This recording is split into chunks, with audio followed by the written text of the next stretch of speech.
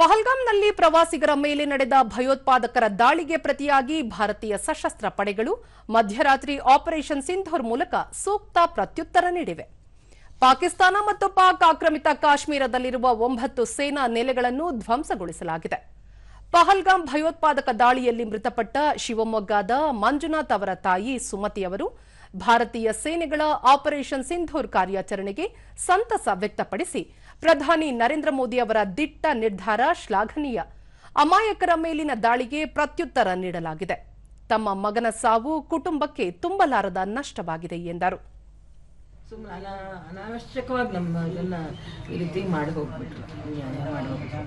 ಸುಮ್ಮನೆ ಅವನ ಪಾಡಿಗೆ ಅವನು ಕೆಲಸ ಮಾಡ್ಕೊಂಡು ಇರ್ತಿದ್ದ. ನಮಗೂ ಲಾಸ್ ಆಯ್ತು, ನಮ್ಮ ಕುಟುಂಬದಲ್ಲಿ ತುಂಬಾ ಲಾಸ್ ಆಯ್ತು ನಮಗೀಗ.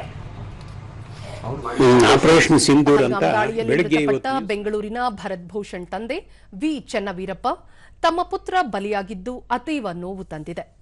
ಆಪರೇಷನ್ ಸಿಂಧೂರ್ ಮೂಲಕ ಭಯೋತ್ಪಾದಕರ ಅಡಗು ತಾಣಗಳು ಹಾಗೂ ತರಬೇತಿ ಕೇಂದ್ರಗಳನ್ನು ನಾಶ ಮಾಡುವಲ್ಲಿ ಕೈಗೊಂಡಿರುವ ನಿರ್ಧಾರ ಶ್ಲಾಘನೀಯ. ಭಾರತ ಪಾಕಿಸ್ತಾನಕ್ಕೆ ಪ್ರತ್ಯುತ್ತರ ನೀಡಿದೆ ಎಂದು ತಿಳಿಸಿದ್ದಾರೆ. ಅವರನ್ನೆಲ್ಲ ಟ್ರೈನಿಂಗ್ ಮಾಡ್ತಾ ಇದ್ದರಂತೆ. ಸೊ ಅಂಥ ಸ್ಥಾನಗಳನ್ನು ಗುರುತಿಸಿ ಇಂಟೆಲಿಜೆನ್ಸ್ನಿಂದ ಅವರೆಲ್ಲ ಡೀಟೇಲ್ಸ್ ಎಲ್ಲ ತಗೊಂಡು ಅವರನ್ನು ಅಲ್ಲಿ ಸದಬಡ್ದಿದ್ದಾರೆ. ಆಮೇಲೆ ಸುಮಾರು ಜನ ಸತ್ತಿದ್ದಾರೆ, ಇವರು ಸತ್ತಿದ್ದಾರೆ ಅಂತ ನ್ಯೂಸ್ ಬಂತು. ಆಮೇಲೆ ಅವರ ಕೆಲವು ಈ ಟ್ರೈನಿಂಗ್ ಕ್ಯಾಂಪ್ಸನ್ನು ಧ್ವಂಸ ಮಾಡಿದ್ದಾರೆ. ಅದು ನಮಗೆ ಸ್ವಲ್ಪ ಸಂತೋಷ ಆಗಿದೆ. ಪರವಾಗಿಲ್ಲ, ನಮ್ಮವರು ಒಳ್ಳೆ ಸ್ಟೆಪ್ಸ್ ತಗೊಂಡಿದ್ದಾರೆ. ಇನ್ಮೇಲೆ ಉಗ್ರರು ಯಾರನ್ನು ಭಾರತಕ್ಕೆ ನುಸುಳೋದಿಲ್ಲ ಅನ್ನೋ ಒಂದು ಧೈರ್ಯ ನಮಗಿದೆ ಈಗ.